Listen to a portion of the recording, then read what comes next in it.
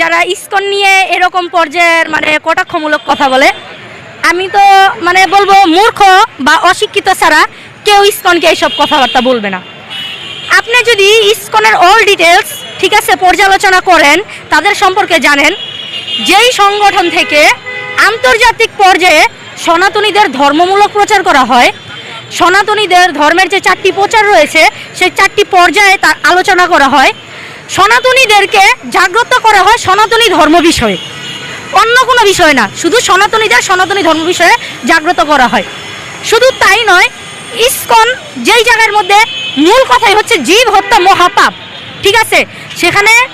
ইসকনের সদস্য হতে হলে আপনাকে সনাতন ধর্ম সম্পর্কে জানতে হবে, প্লাস আপনাকে নিরামিষভোজী হতে হবে, কোনো জীব হত্যা করা যাবে না। তাহলে যেই জায়গায় জীব হত্যা করাই মহাপাপ, সেটা কিভাবে একটা সন্ত্রাস বা জঙ্গি এইসব ট্যাগ লাগিয়ে মানুষ আলোচনা করে, এটা তো অবশ্যই